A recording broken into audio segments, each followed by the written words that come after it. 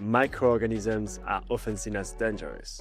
We think about them as viruses responsible for sickness and disease. But what if they are actually one of our greatest climate partners? And could they also be the next multi-billion-dollar opportunity? From improving food security to decarbonizing heavy industries and even transforming human health, microbes are emerging as a powerful tool in the fight against climate change. And to help us unpack this complex topic, I'm joined by Olivier Mougenot, general partner at Wind, a French deep tech VC firm. Olivier invests in startups for sustainable change across Europe. And in this episode, we dive into the future of synthetic biology. We talk about how entrepreneurs are programming living cells to create cleaner materials, degrade plastic, and replace petrochemicals. We also talk about market timing, team dynamics, and the misunderstood role of AI in biotech. And finally, we will talk about why Olivier believes the next climate unicorn will come from the lab. You are listening to VCO2, the podcast that helps you become a smarter impact investor and a better climate tech entrepreneur. And before we start, please don't forget to like, comment, and subscribe if you're on YouTube, or to give us a follow and a 5-star review on Apple Podcasts and Spotify. This really helps the show. So thank you so much for this that we do. And let's dive in.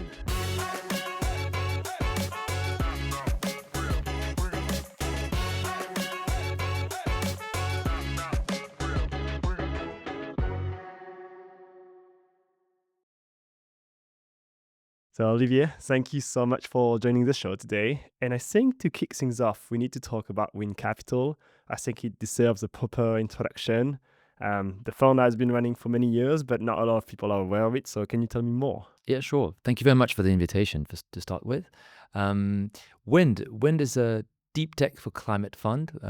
We manage a 130 million vehicle, which we invest in emerging technologies that bring climate benefits to the food, energy, mobility, and real estate industries. We are an entrepreneurs fund, which means that we've been founded by two entrepreneurs, Thierry and Xavier, who together founded 3 companies and sold them to Publicis, L'Oréal, and another German industrial player. And we are backed by close to 150 entrepreneurs, which says a lot about our community model, where we have LPs, which bring a little bit more than capital, bring opportunities, expertise, and network. We are a team of 9, 7 investors, 3 analysts, 4 partners, which together have invested for over 20 years in deep tech, in companies such as Inspec, which provides optical sensors for bioreactors, or in prior funds in companies such as Phagos, which provides phage therapies to cattle. Yeah, it's very interesting because you say the word deep tech, not climate tech. Is climate tech dead, Olivier? No, it's definitely alive.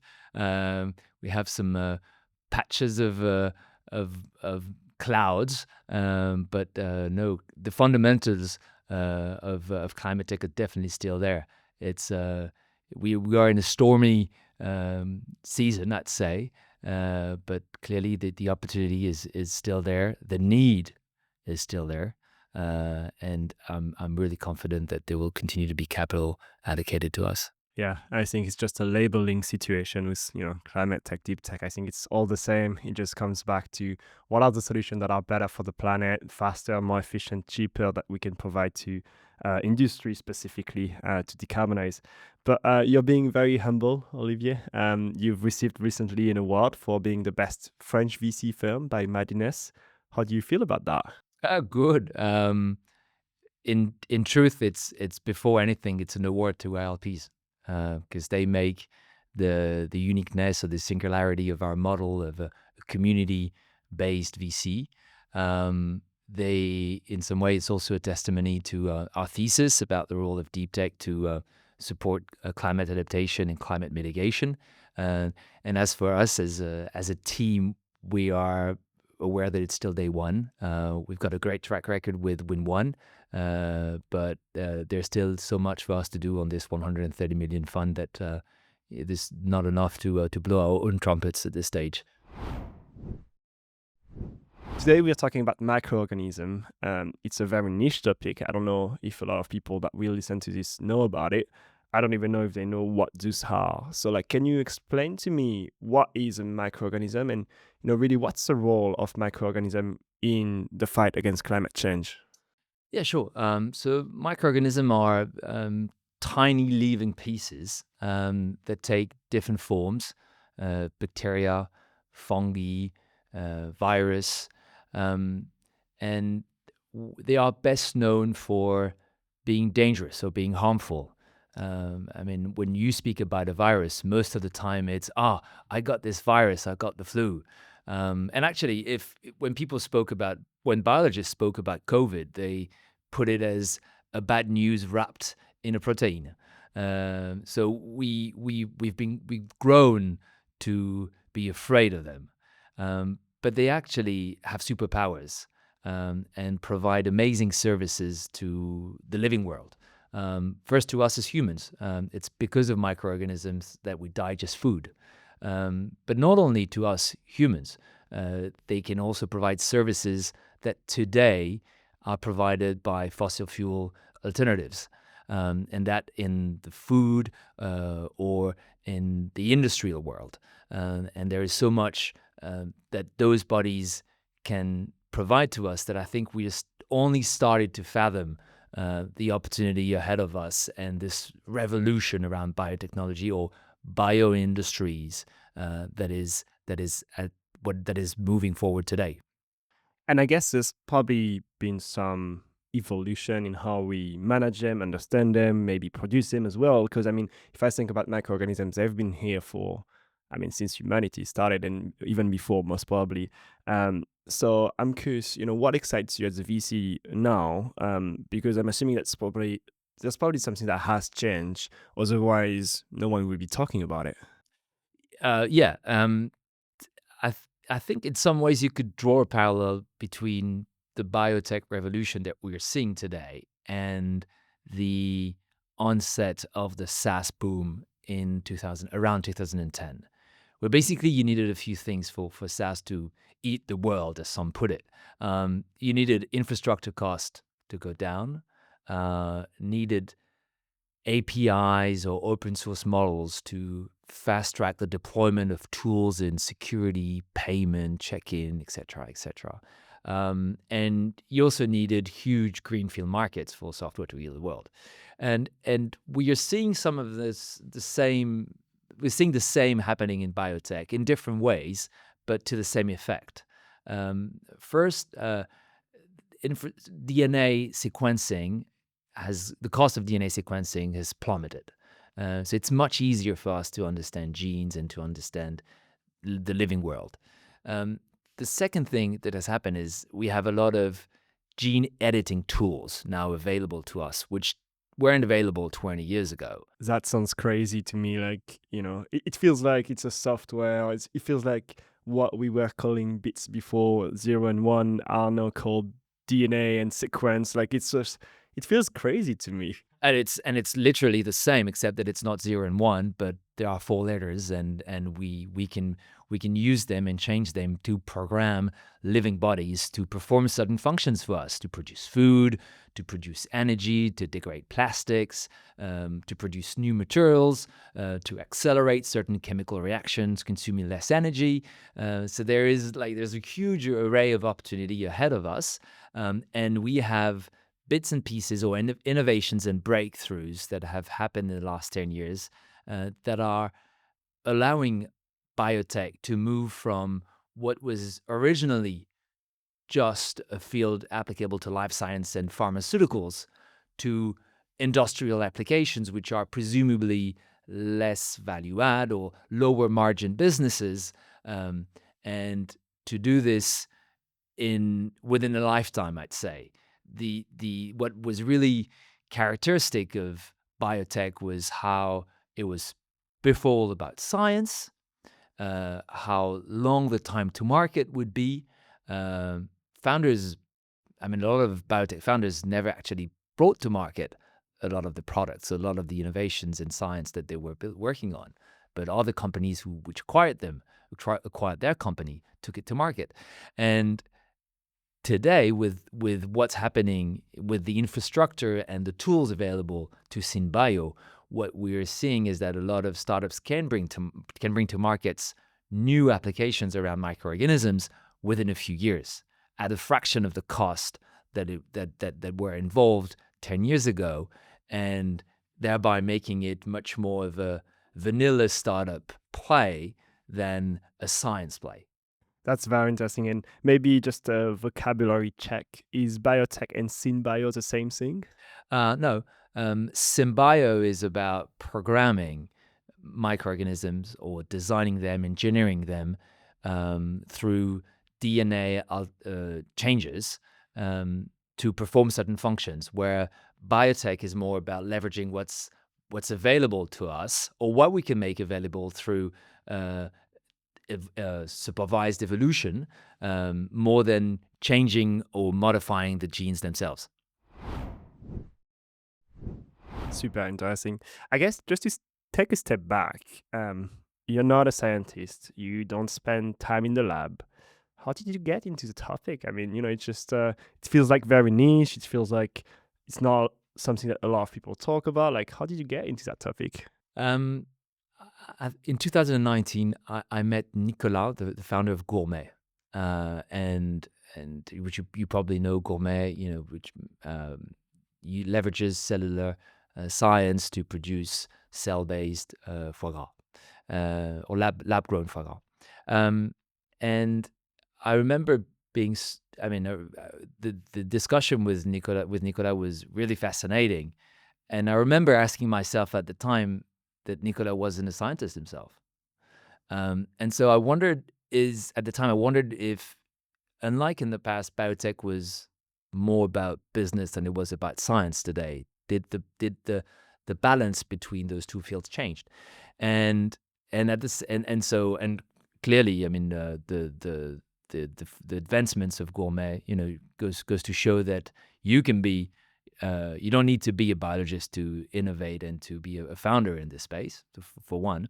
And you probably don't need to be a scientist to invest in this space either.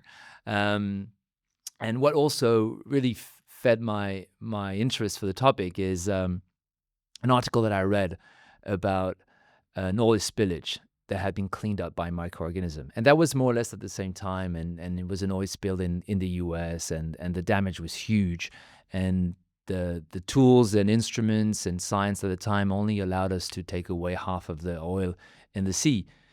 And a few years later, scientists noted that a lot of the oil actually had been degraded and disappeared, and they wondered why and what had happened. And they noticed that it's actually the microbiome working in those seas that actually had worked as a sentinel to clean up the sea and restore life. And that was again another fascinating application, and I thought there is definitely something on there like to sort of study, understand what's happening if we can do so much with microorganism. If you don't need to be a scientist to be a founder, so certainly this space is opening up to a lot of new applications and new industries. It makes you wonder, where we stand on the understanding of that topic, because these news are quite recent, and the fact that, for example, this oil spillage was misunderstood at first by scientists makes you wonder how much we know actually about microorganisms. It feels like there's so much to explore. Yeah, we're just starting to scratch the surface, and I think it will. There is the chemistry industry will change. The way we heal ourselves or treat diseases will change. The way we manufacture things will change. I think a lot of things will change in the next 20 years, and it's a fantastic promise, both for humans, but also for us for founders and for investors to sort of jump into this topic as the world is rebuilding itself around microorganisms. How big of an opportunity do you think that is? Oh, it's huge. It's huge, and it's not constrained to one industry. Obviously, the pharmaceuticals or the health industry, is far ahead in leveraging microorganisms, but the food industry as well has worked with them for some time. But there are a lot of other applications that will unravel and we'll see move forward in green chemistry, in energy production, in materials production, in recycling. It's a lot. It's a lot to explore, and I think the opportunities will be extremely rich. Yeah, I think you sent me an article before this episode, which I read, and it mentioned something like $30 trillion, which, seems almost like I can't really imagine that number. It doesn't make sense to me. Like, it's just too big. Um, but maybe I'll put you maybe in a corner. Sorry for doing that, but is it actually a good thing? Because, we've been talking a lot recently about like the food system and how we use animals for producing food, which is very inefficient, which is also very unethical. And, there's this huge debate around like meat and is it a good thing? It feels like microorganisms follow a bit of the same path, which is like using living cells to produce something for us yet again. So is it actually a good thing? Um, I think like in any with any innovation or scientific breakthrough, we always wonder if it's a good thing, if it's a good promise, if we should go down that way or not. But in the end, this innovation or this trend is here. It's available to us, and I think we should explore it, leverage it where it makes most sense, and trust our ability to regulate or to sort of to avoid negative downstream effects. But we need to have the same trust as founders have in in exploring a topic and build and rectify things on the move. Because if we wait to have the perfect solution and the perfect balance and so on, then we end up not doing much. And at the same time as we're speaking, the ecological emergency is huge and is only pressing. So I think we should carry on and continue the debate as the solutions get to market and we start to see some downstream effects that we like to avoid. Yeah, it's maybe not perfect, but at least it will replace some solutions that are even worse. That's the way I would put it, is that it's at least a good step away. Yeah, look, I would put it this way: like electricity is fantastic, but the electrical chair it doesn't fall within the innovations or the things that I love. Are we going to ban electricity? No. So let's. The way I see it is that we should embrace the opportunity. It's a fantastic news, and yes, there will be potential bad applications, but I think we have to be trustful in our ability to sort of avoid them. Yeah, it's a bit of the role of the VC as well to invest in projects where like at least founders are ethical. I don't know that it's your role to judge whether or not a solution is great for humanity, but at least it's your role maybe to select the right founders, the right people to do it, and that will potentially backpedal in case something happens, in case something is bad for humanity, right? Yeah, absolutely. Our role as VCs is to support entrepreneurs that build great things for the world. And yeah, potentially down the line there are things which we didn't anticipate, but we can always rectify them on the go. And mind you, like as a Wind is an impact fund, so we have impact KPIs, and we ask ourselves all those questions before investing. So we try to measure the environmental benefits or the benefits for our planet of a technology, a piece of science, and we find KPIs and we forecast those KPIs and so on. And we also look at potential downstream effects that would be undesirable.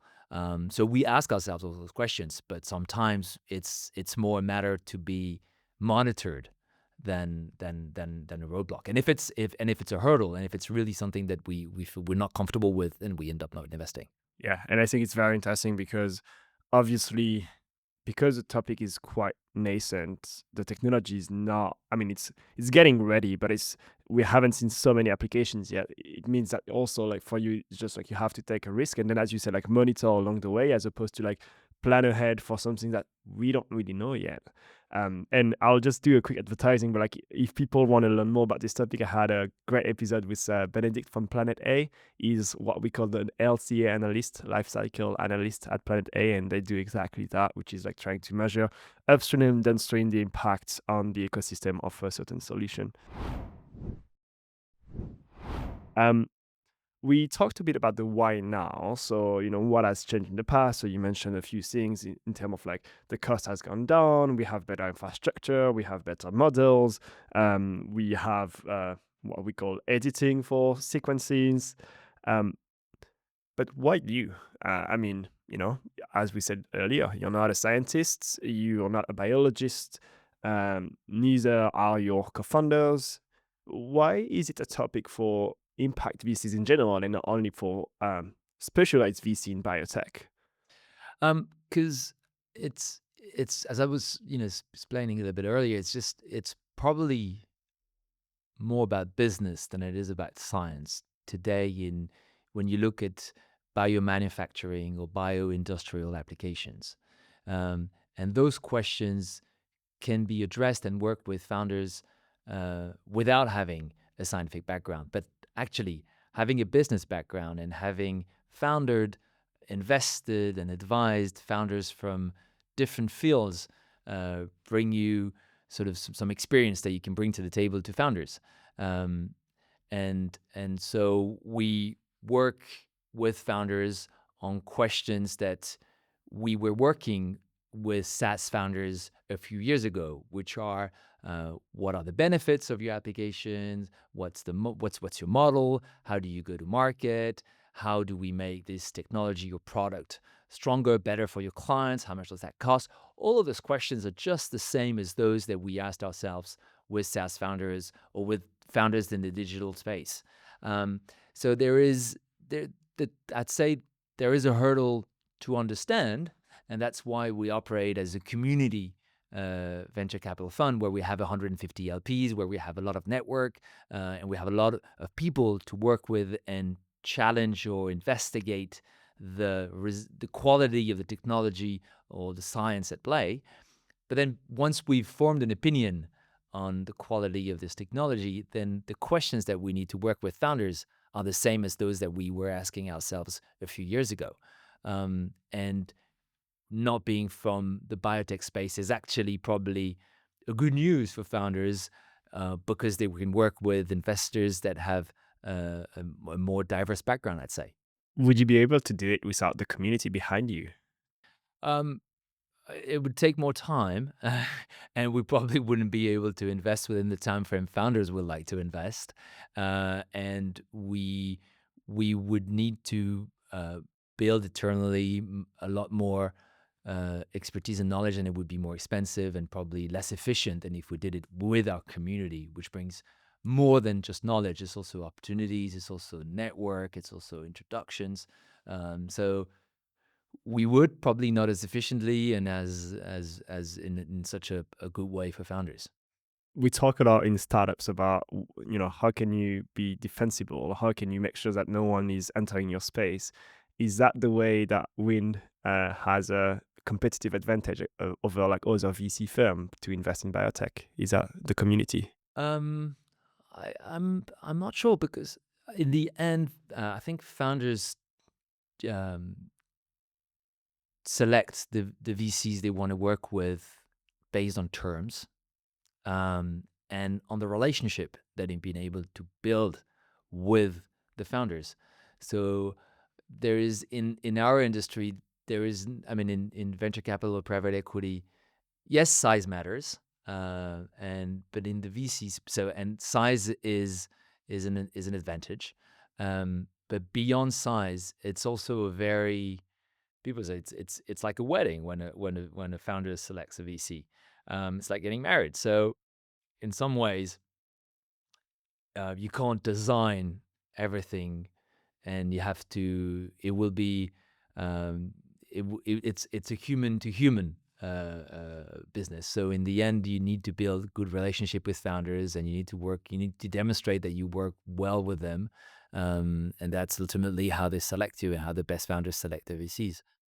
Well, I guess great funders select their VCs. Not everyone is as lucky as this funder to do that. But um, I'll push you a little bit on what you said. So you said it's really about the commercial aspect. So therefore, we will probably see a lot of like standard VC that are not impact VCs, not investing in climate specifically, entering the space as well, right? Yeah, potentially. Very interesting. I'm curious to see how that goes because historically. but it's about sales and distribution, but it's also about production and scale up, and at the end, it's not today a space that is as vanilla as the SaaS industry, where everything is on shelf. Uh, we're still at a moment where founders and startups need to build a lot themselves. But yeah, I'm definitely of the opinion that this space will open up to a lot of other investors, at least deep tech investors. Most deep tech investors will invest into biotech. Yeah. Yeah, and maybe the others will invest in the software, around biotech. I guess if a founder is listening to you right now, he wants to understand, where and how do you invest? What's a sweet spot for you? What's your criteria when investing? What's your thesis? So, can you unwrap a bit all of that for me when it comes to biotech specifically? Yeah, so we invested the seed and Series A stages of deep tech companies that build emergent technologies that deliver climate or environmental benefits to a number of industries in the food, energy, industry, and industrial and real estate industries. As a team, we like to invest in projects which have short time to market, which are revenue generating within a few years. And for this reasons, for this reason, we don't invest in I'd say deep science, which will never make money within the fund's duration. So typically, time to market within 2 to 3 years. Um, we look for obviously amazing team in this biotech space. Amazing teams are most of the time comprised of founders with different backgrounds. You have a business founder, a biologist, an engineer with a computer science background, and that together bring different experiences and skills to the table. Um, we we favor obviously projects which have already commitments from clients, and particularly have a great vision on price parity. So it's a big topic at this point in time in climate tech. Um, but we obviously, all projects which are at price parity or bring price benefits to the clients on top of climate benefits are definitely within our sweet spot. And if not, then we need to be very confident about how the cost curve will go down and reach that point where clients will not have to make an arbitrage between climate and their own business. Is it only about price though, or is it also about like potentially performance or like new features? Because I feel like in climate sometimes companies have a product which is a bit more expensive, but also, for example, reduce the risk of, I don't know, fire, for example, whatever that is, right? Uh, does that is that also something you consider as part of like the cost parity? Because maybe the price is higher, but the features are better as well. Well, ultimately, what sells interest us. So yeah, if there are features which attract clients' interest, we do value them. In the end, it's often a price question. And so we are happy with founders or startups starting with niche markets or premium markets where they be able to produce, exist, refine their technology or processes, and explore that cost curve. But we really need to be confident about what does it take to be at price parity with naphtha or ethane, for instance. Is it scale? And that can be the case where you have bigger infrastructure with per cubic meter per ton, less people, less equipment or optimized equipment. Um, or is it the reaction itself? Is it the performance of the microorganism that needs work on? And those are two different, very, very different questions, because one is reasonably predictable. You just need bigger pieces of infrastructure, and you just need to optimize things. And you speak to a consulting firm, and they will advise you, and they will tell you, yes, this is achievable within a certain with a high confidence level.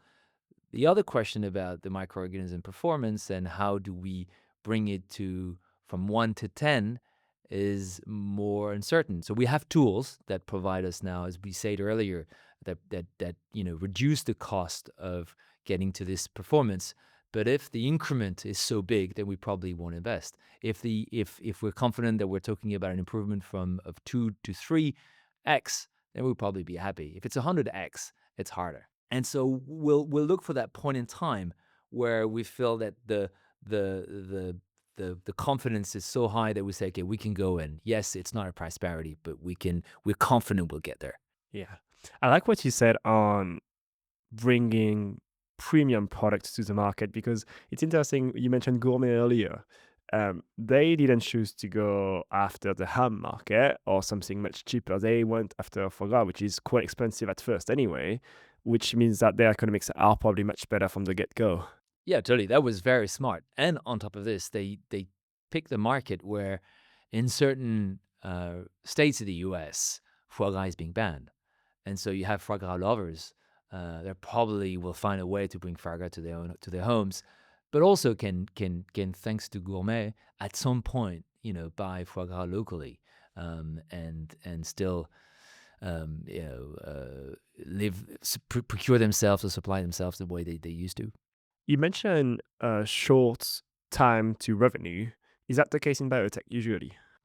Depending on when you invest.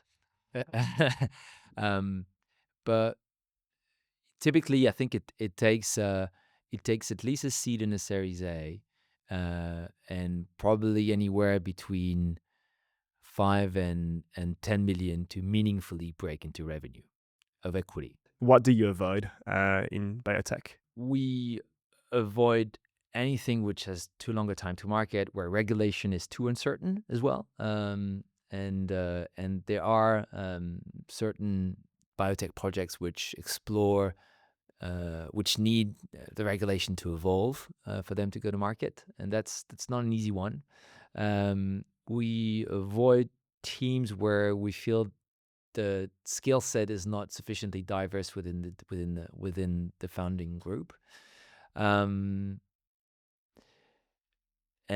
we avoid as well projects where we try to build ourselves too much at a time, where we can't rely enough on the infrastructure around us, and which means that it will be very expensive to build.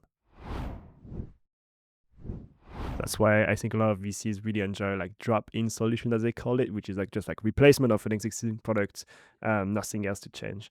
Well, I guess another topic which is very interesting for me today is AI and generative AI. Will that completely change the game for you in biotech? Is that something that will revolutionize biotech at all?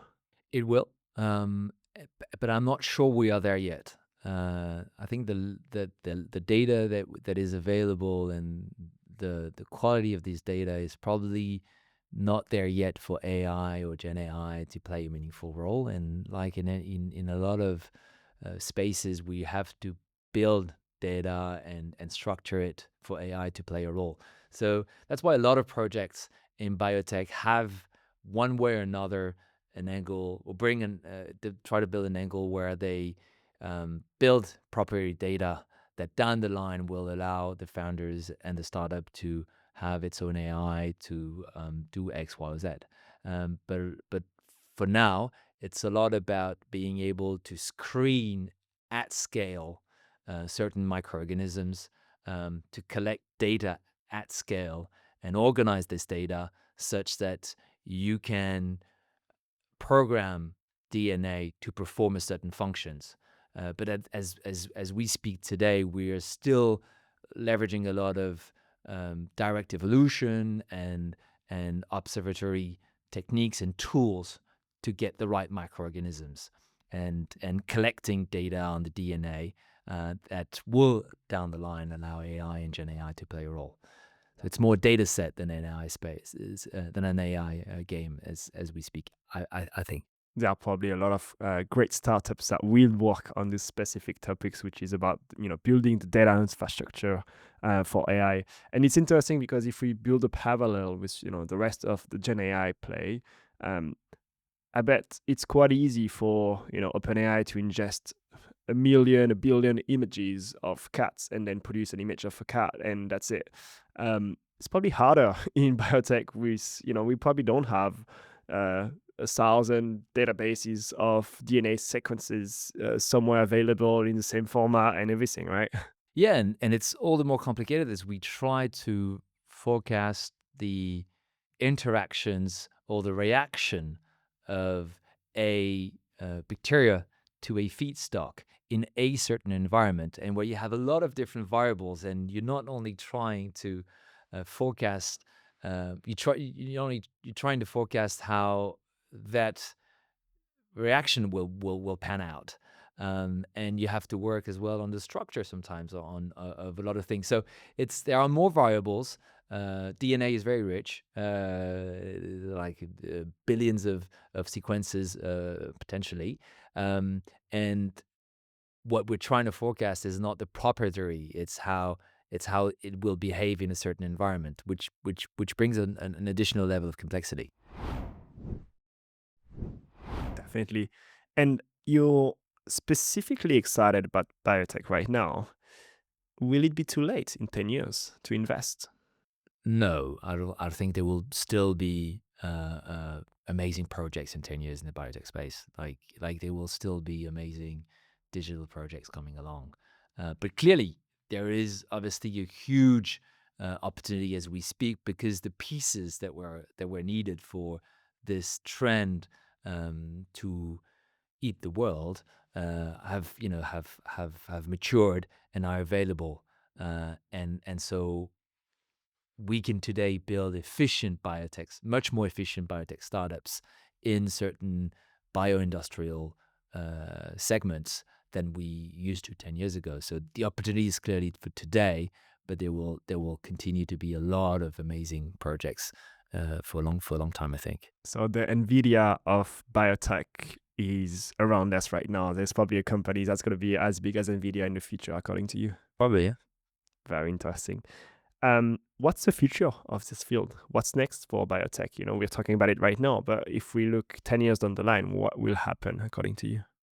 Well, we'll have, I mean, I won't go into protections, but I probably more speak about what I hope is that we have amazing success. We already have some amazing success on Lanzatech in energy production, in dairy milk, in dairy proteins. There are great projects in the US. In France, we have great potential projects in plastic degradation with Carbios. So there are a lot of successes in the making, which I believe will no longer be in the making, but will be very, very sizable companies that have attracted, a lot of client interest and probably change some industries and value chains, and hopefully for the best. Are you sure you don't want to give a prediction for the future? It would be fun to connect in 10 years from now and see if you're all right. Well, my prediction is that Win makes a fantastic investment in this space, and that in 10 years from now we speak about it. Lovely. Well, I guess one last section for you today. It's a new format. I think it's going to be very exciting. It's a yes/no format. So I'll ask you tons of questions within the next 60 seconds. You'll have only yes or no as an answer, nothing else. You ready for that? Let's get started. So, do you need a biology PhD to invest in microorganism? No. Are you worried about the health of our planet? Yes. Is climate tech dead? No. Is it harder to scale a biotech startup than a B2B SaaS? Not harder. Do you think a great team with a bad product will be successful? Yes. Do you think a bad team with a great product will be successful? Could be. Will AI take your job? The boring part. Do you think standard VC misunderstand climate tech? No. Is climate tech philanthropy? No, but it needs some philanthropy as well. Is it true that you wish to become a journalist when you retire from venture capital? No, I'd like to be a teacher. Is biotech underrated? No. Is Wind Capital the best climate tech VC firm in France? Working to be. Will we see a unicorn in microorganism climate tech companies before 2030? Yes. Will we see 10 of them? Yes. Is AI positive for the planet and for humanity? Yes, can be. Is France the best country to build a climate tech VC? Yes, and it can be better. Can we earn money while saving the planet? Yes. Do you believe innovation will save the world? No. Could microorganisms disrupt agriculture? Yes, with robotics.